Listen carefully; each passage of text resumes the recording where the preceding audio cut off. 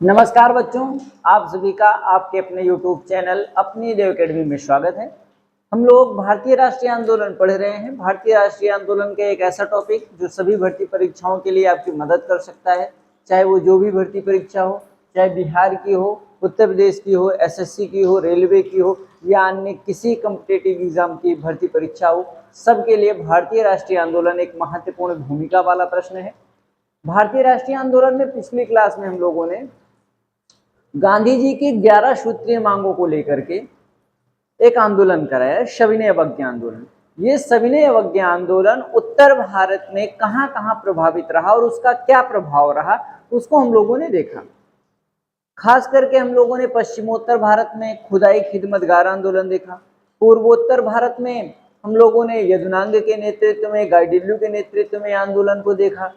बाकी आप मूल क्षेत्र में, गुजरात वाले क्षेत्र में गांधी जी स्वयं नेतृत्व कर रहे थे सविनय अवज्ञा आंदोलन का, है ना। धर्षणा कांड हमने देखा, जिया तरंग आंदोलन देखा, खुदाई खिदमतगार आंदोलन देखा, उसी को लाल कुर्ती आंदोलन कहते हैं। इतना ही नहीं, इस आंदोलन का प्रभाव न सिर्फ उत्तर भारत में रहा बल्कि दक्षिण भारत में भी दिखाई पड़ा।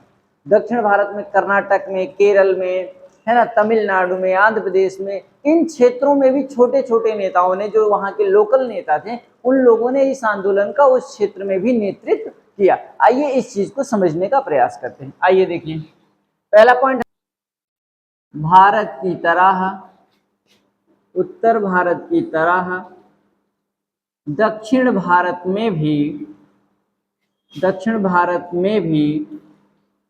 में भी सविनय अवज्ञा आंदोलन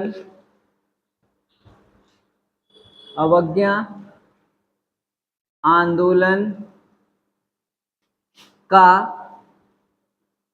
प्रभाव रहा।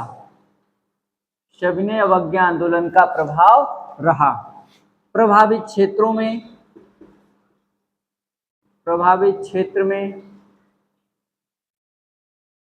में जैसे प्रभावित क्षेत्र में आपका हो गया केरल प्रभावित रहा, कर्नाटक प्रभावित रहा, है ना, तमिलनाडु प्रभावित रहा,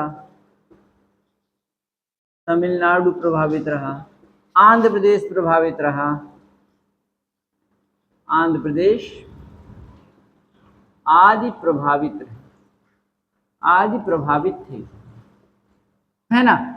इस आंदोलन से उत्तर भारत में आप देखोगे गुजरात, राजस्थान, इधर उत्तर भारत में, पश्चिमोत्तर भारत में पाकिस्तान और सिंध वाला क्षेत्र प्रभावित रहा। पूर्वोत्तर भारत में 7 सिस्टर वाले प्रदेश प्रभावित रहे। दक्षिण भारत में आपके राजगोपालाचारी के नेतृत्व में दक्षिण भारत का क्षेत्र प्रभावित रहा। आइए अब इसमें देखते हैं आगे। हम बात करते हैं तमिलनाडु की, एक एक राज्य की हम बात करते हैं तमिलनाडु में। अब इसमें पहले चर्चा करते हैं हम लोग तमिलनाडु में। हम बात करते हैं तमिलनाडु की। इसमें देखोगे तमिलनाडु में, इसमें लिखो तमिलनाडु में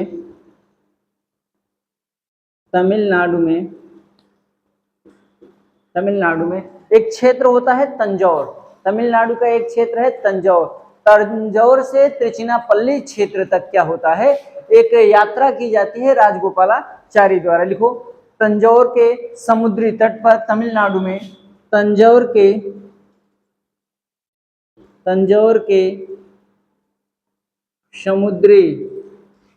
समुद्री तट पर, तंजौर के समुद्री तट पर राजगोपालाचारी ने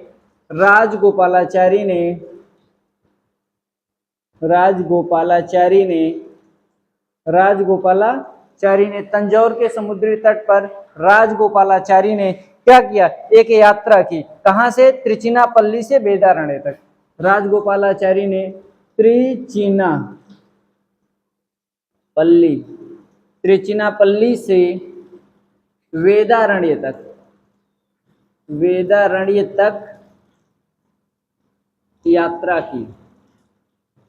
त्रिचिनापल्ली से वेदारण्य तक यात्रा की। जैसे गांधी जी ने साबरमती से दांडी तक यात्रा की, वैसे राजगोपालाचारी ने तमिलनाडु का कहां से कहां तक, तमिलनाडु में त्रिचिनापल्ली से वेदारण्य तक यात्रा की। और क्या किया? नमक कर न देने की सलाह दी लोगों को। नमक कर के विरोध में इन लोगों ने यात्राएं की। कहाँ पे? तमिलनाडु में। इसके अलावा केरल भी प्रभावित था, कर्नाटक भी प्रभावित था, आंध्र प्रदेश भी प्रभावित था, जिस तमाम क्षेत्र इससे प्रभावित थे। आइए देखते हैं, आप तमिलनाडु के अलावा केरल की बात करते हैं। देखो केरल पे आओ, कह रहा है कि केरल में केलप्पन, केरल में एक व्यक्ति है केलप्पन और एक व्यक्ति है माधवन। केरल में केलप्पन तथा केटी माधवन ने कालीकट से पयन्नूर तक की क्या की? यात्रा की। केरल में जो यात्रा हो रही है वो कालीकट से कहां तक? पयन्नूर तक। कालीकट से कहां तक? पयन्नूर तक यात्रा हो रही है। किसके नेतृत्व में? केलप्पन और केटी माधवन के नेतृत्व में। अगर हम कर्नाटक की बात करें, कर्नाटक में सैनी कट्टा, कर्नाटक में सैनी कट्टा ने नमक कारखानों पर नमक कानून के उल्लंघन हेतु आंदोलन किया तथा लाठियां खाई। यानी कर्नाटक में कौन नेतृत्व कर रहा है? सैनी कट्टा। आंध्र प्रदेश में वहां की महिलाएं नेतृत्व कर रही हैं। आइए देखिए, आंध्र प्रदेश की महिलाओं ने नमक कानून के उल्लंघन हेतु लंबी यात्राएं की। पूरा निचोड़ ये निकला कि तमिलनाडु में राजगोपालाचारी ने नेतृत्व किया, केरल में कलप्पन और केटी माधवन ने नेतृत्व किया, कर्नाटक में सैनी कट्टा ने नेतृत्व किया और आंध्र प्रदेश में वहां की महिलाओं ने नेतृत्व किया। किसका नेतृत्व किया? नमक कर के विरोध में जो सविनय अवज्ञा आंदोलन चलाया गया था, गांधी जी का कुल मिलाकर के इन लोगों ने सपोर्ट किया। आइए आगे देखते हैं थोड़ा सा।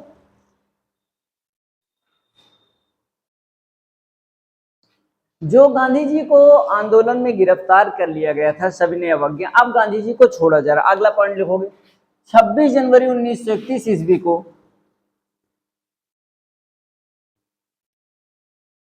26 जनवरी 1931 ईस्वी को गांधी जी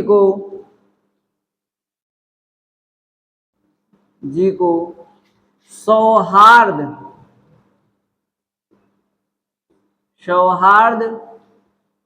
पैदा करने के लिए, यानी भाईचारा पैदा करने के लिए रिहा कर दिया गया, रिहा कर दिया गया। मतलब ये गांधी जी को कह के इरविन ने छोड़ा कि भैया आप जाइए, जो लोग आंदोलन कर रहे हैं उनको शांत करवाइए। यही कह करके गांधी जी को छोड़ा गया। और इरविन ने इसी के बाद, जनवरी के बाद क्या आएगा? फरवरी, और फरवरी के बाद क्या आएगा? मार्च। अब 5 मार्च को गांधी और इरविन के मध्य समझौता हो रहा। अगला पॉइंट देखोगे, तेज बहादुर सप्रू और एमएस जायकर के नेतृत्व में, तेज बहादुर सप्रू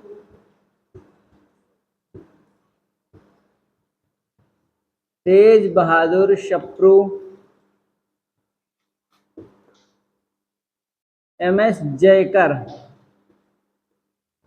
के नेतृत्व में लॉर्ड इरविन के नेतृत्व में लॉर्ड इरविन तथा किसके मध्य? लॉर्ड इरविन तथा गांधी जी के मध्य समझौता हुआ। लॉर्ड इरविन तथा गांधी जी के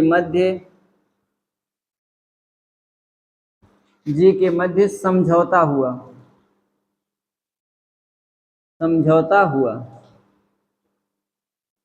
जब गांधी और इरविन के मध्य समझौता हुआ तो उसमें यह निर्णय लिया गया कि आप गोलमेज सम्मेलन में आइए और आंदोलन बंद कर दीजिए। इसी समझौते के कारण क्या किया गया था? इसी समझौते के परिणाम स्वरूप, इसी कारण कांग्रेस द्वितीय गोलमेज सम्मेलन में, इसी समझौते के कारण कांग्रेस की तरफ से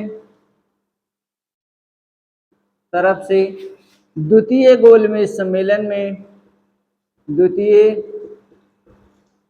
गोलमेज सम्मेलन में, द्वितीय गोलमेज सम्मेलन में गांधी जी हिस्सा लेते हैं। गांधी जी हिस्सा लेते हैं, हिस्सा लेते हैं, हिस्सा लेते हैं। द्वितीय गोलमेज सम्मेलन में इसी समझौते के तहत तो गांधी जी जाएंगे, लेकिन भैया वहां इनकी एक भी बात को माना नहीं जाएगा। आकर के अंततः ये क्या करेंगे, फिर आंदोलन शुरू कर देंगे। अगला पॉइंट लिखोगे, ये कब की बात है, सितंबर 1931 की, सितंबर 1931 की। जब इनकी बातों को, आगे लिखो, जब इनकी बातों को नहीं माना गया, नहीं माना गया, माना गया, तो इन्होंने पुनः सविनय अवज्ञा आंदोलन, पुनः सविनय अवज्ञा आंदोलन प्रारंभ कर लिया, प्रारंभ कर दिया। पुनः सविनय अवज्ञा आंदोलन इन्होंने क्या किया, प्रारंभ कर दिया। गांधी जी ने पुनः क्या किया, सविनय अवज्ञा आंदोलन प्रारंभ किया और 1934 में अंततः समाप्त हुआ। 1934 ईस्वी में अंततः समाप्त हुआ, अंततः समाप्त हुआ। सविनय अवज्ञा आंदोलन कब अंततः समाप्त हो रहा है, 1934 ईस्वी में। ठीक है दोस्तों, आज की क्लास इतना ही। थोड़ा लाइट की प्रॉब्लम है। आपको वीडियो अच्छा लगे तो आप अपने चैनल अपनी देव एकेडमी को लाइक शेयर सब्सक्राइब जरूर करें। ठीक है दोस्तों, आज की क्लास इतना ही। नमस्कार दोस्तों, जय हिंद, जय भारत।